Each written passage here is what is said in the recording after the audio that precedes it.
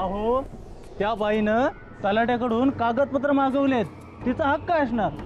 त्याशिवाय काय एवढी बिनधास्तपणे बोलते ती? अरे तू म्हणतोस ना तिचा हक्क असणार म्हणून, मग ती इतक्या दिवस होती कुठे? अरे असेल काही अडचण. आता ती बाई गावात येते म्हटल्यावर सरकार गेले नसतील का गावाबाहेर? काहीच कळायला मार्ग नाही. बरं, देवाचे दागदागिने पण सरकारनेच चोरले असं पण म्हणते ती. अरे एवढंच नाही, ती म्हणते की या वाडाची मालकीण ही मीच आहे. आता काय खरं आणि काय खोटं काहीच कळायला मार्ग नाही. जे काही घडते ना गावात ते खूप भयानक आहे. अरे माझी आई म्हणते की गावात संकट येणार आहे, संकट.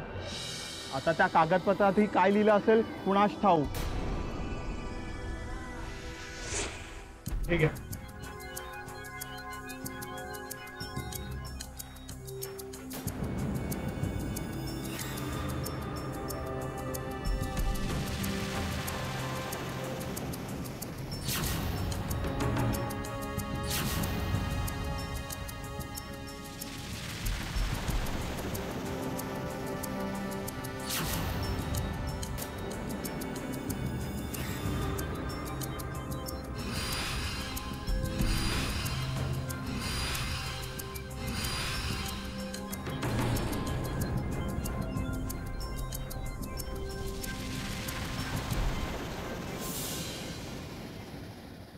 काय लिहिलंय त्या कागदपत्रात?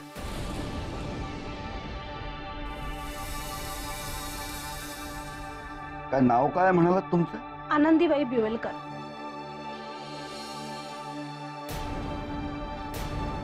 इथं अक्कादांच्या नावाची नोंद आहे, पण वहिवाटदार म्हणून. पण मालक म्हणून आनंदीबाई बिवलकर हेच नाव आहे.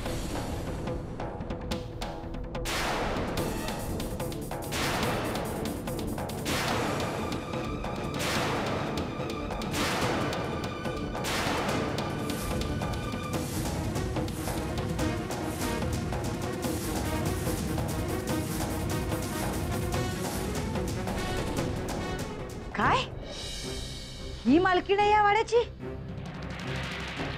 अहो इतक्या पिढ्या या वाड्यात गेल्या आपल्या आणि नाही, पण इथं नोंद तरी यांच्याच नावाची आहे.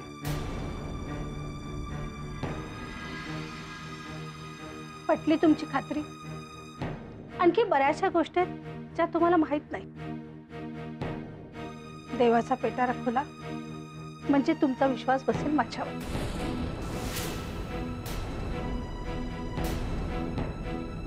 राजाराम खोत, काय करायचं? एक मिनिट. पेटारा उघडूया. अरे तुझं डोकं फिरलंय का राजाराम दादा? भागीरथी, एक मिनिट. पण बाई, माझ्या एका प्रश्नाचं उत्तर द्या. इतकी वर्ष तुम्ही होता कुठे? तुमच्या सगळ्या प्रश्नांची उत्तरे मिळतील, फक्त थोडा धीर धरा. चला. बघितलं, मी तुम्हाला सांगत होतो त्यावर तुमचा विश्वास नव्हता. आता घ्या. अहो तो वाडा सरकारांचा नाहीच आहे. कोण म्हणाला? कोण काय म्हणलं? कागदपत्र पाहिलीत? कागदपत्र सांगतायत की तो वाडा सरकारांचा नाही म्हणून. मग एवढी वर्ष सरकार तिथे राहिलेच कसे? अहो जोपर्यंत खरं बोलायला कोणी नव्हतं तोपर्यंत राहिले, पण आता बोलायला आल्यावर कसा पळ काढला पाहिलंत ना? बरोबर. वाड्यावर गोंधळ उडाला असेल ना? गोंधळ नाही, सगळी तपासणी घेणं सुरू असेल.